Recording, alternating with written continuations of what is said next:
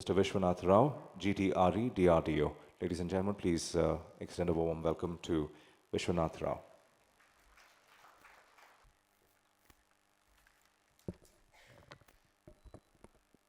Good morning.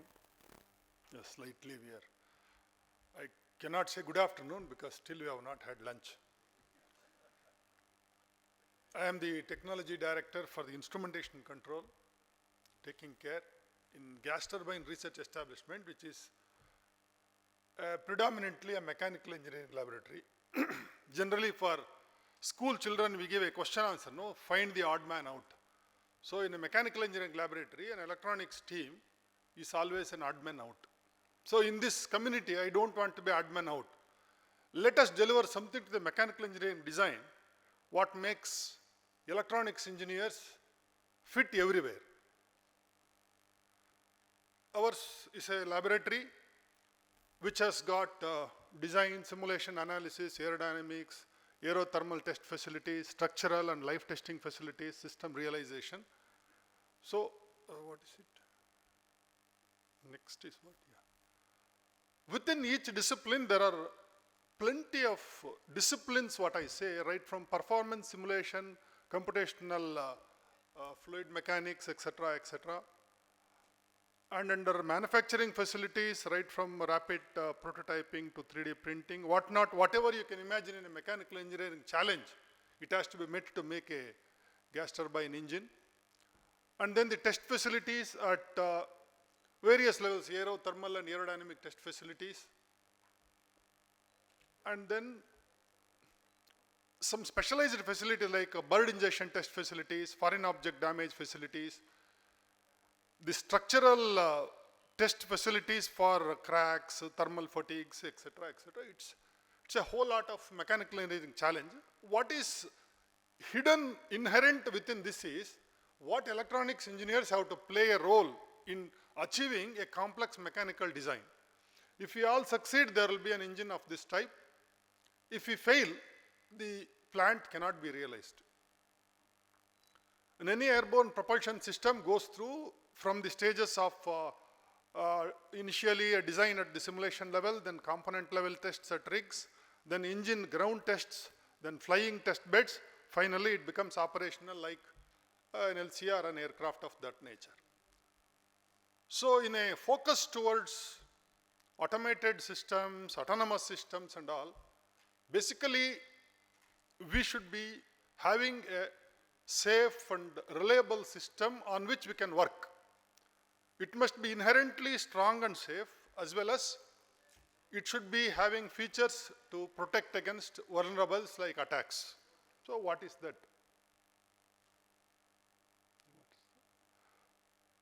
Just I took some data from the flight safety because this is what is the crux of an airborne system.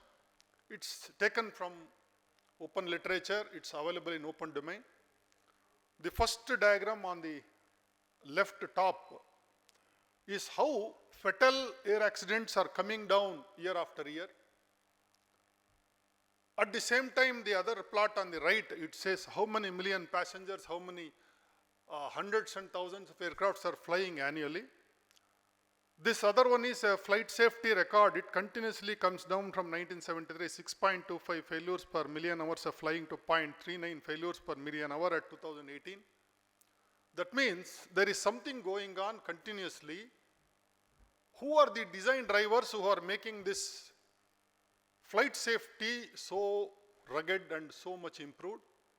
And that is what is the hidden backbone for a safe and safe flying system. Military DRDO, let me be a part of the defense, but I am part of the human community, which is the thrust behind a safe flying vehicle.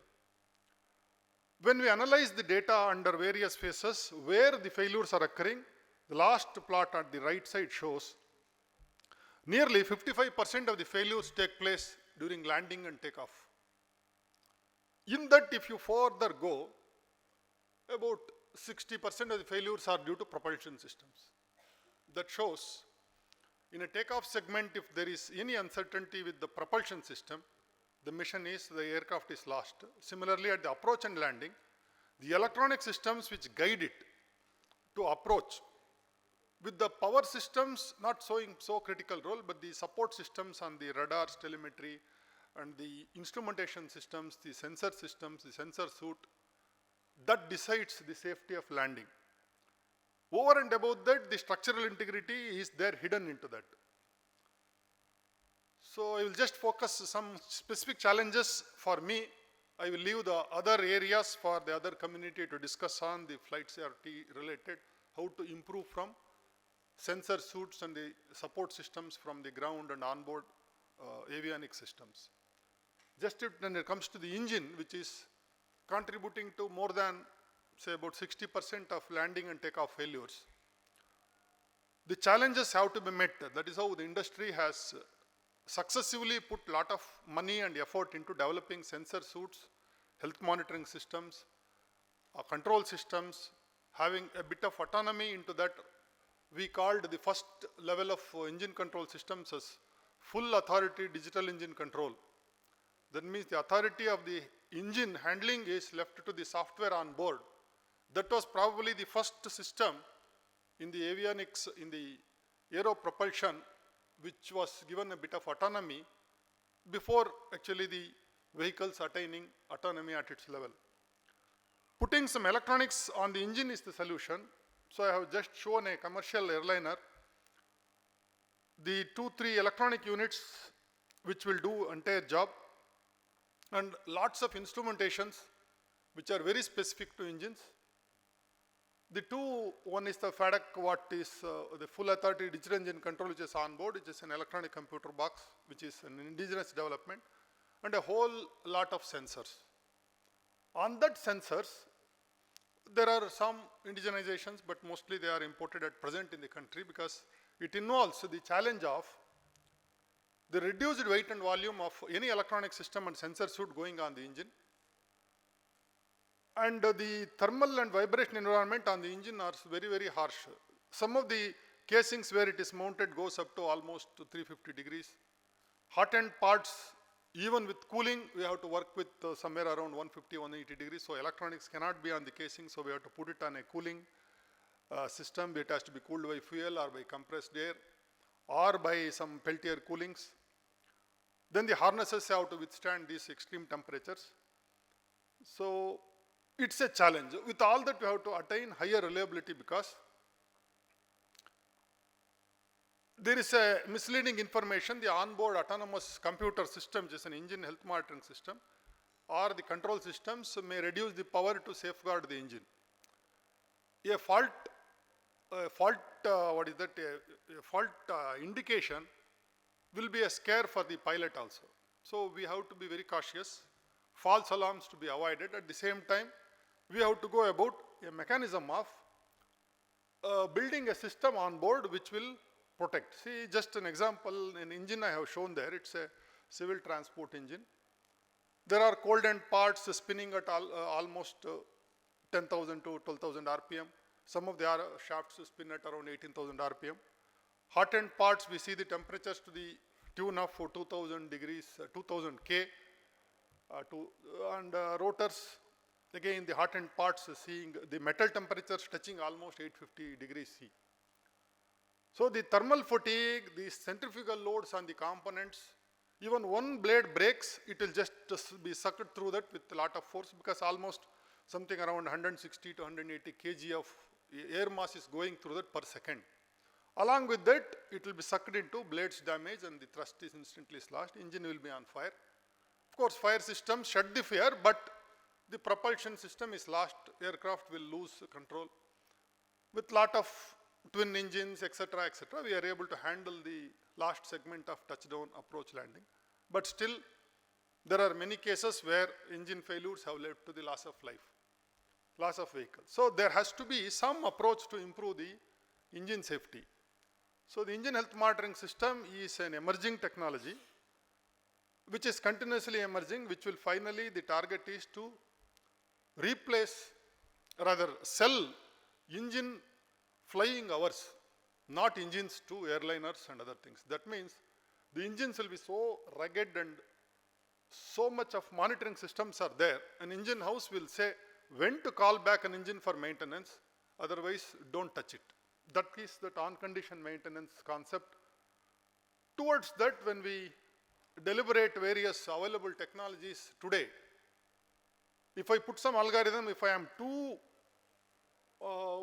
conservative, that I will be losing lot of life before I withdraw the engine. If I am too aggressive, I may enter into the danger zones. That is what the first plot what is showing here. The potential safety risks are there. So I have to have a prognostic algorithm with which I will be able to safely assess what is the life left over in each component. Is there an impending failure before a maintenance schedule is drawn? Towards that, what are the sensor technologies and measurement systems available?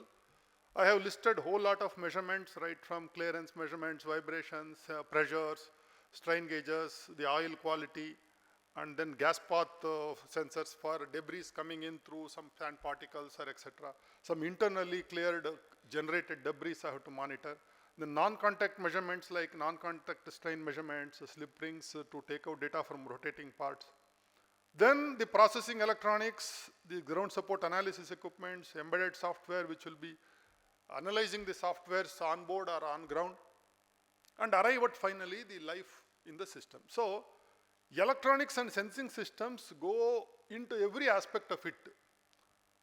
Currently the technology maturity is few of the sensors are available, they are bulky, they are not able to withstand this environments. So most of the instrumentation is restricted to some temperatures and pressures and vibration, not going beyond that. The other instrumentations, if they have to mature, we have to come out with alternatives by, see already some data is there, some are primitive sensors.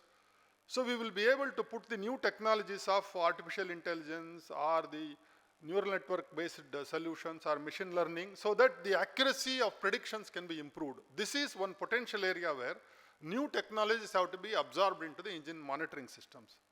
So by doing this, we will be able to build expert systems which takes the decision. Work towards that has started. The other aspect is making the sensors intelligent enough with deriving the IoT concepts into the sensors.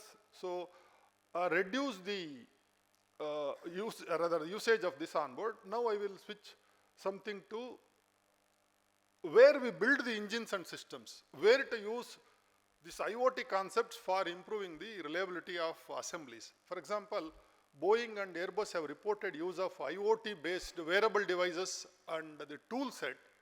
They are able to get a 500% improvement in productivity and practically elimination of any misalignments, misassemblies, wrong assemblies and other things. So that means a technology can go into that area. Basically one of the point was there is a delay in release of parts, QA is not addressed, etc. These are all things we have to adopt such technologies. So inventory control, measurement, recording, all those things will become automatically embedded into the assembly line itself. So industry can look at this usage of IoT based technologies in assembly lines also. Of course, there is something, IoT has been used in McDonald's, somewhere this I saw something, I put it. So to conclude my talk, the situational awareness for combat intelligence in these urban conflict scenarios, there is a potential for use of IoT based solutions. I could not dwell on this because of lack of time. Wearable devices for the assembly lines, the manufacturing lines, where informations can be extracted instantly and stored. Smart actuators and smart sensors for FADEC and engine control. And MEMS-based solutions to reduce the weight volume of the sensors so that it can be embedded into the engine parts and subsystems so that the life of those parts can be tracked with a better instrumentation. So with this, we should be able to achieve at least the safety of propulsion systems to a greater extent. I could see only one pamphlet in that entire survey of whatever I could do. These sensors, whatever I see, most of the things are for non-aero engine application because the market is quite small for this, but the technology challenge is high. So some of the industries should start working on this high temperature and high vibration environment handling sensors. So with that, I will conclude my talk. Thank you. Thank you very much indeed. Vishwanath Rao, GTRE, DRDO.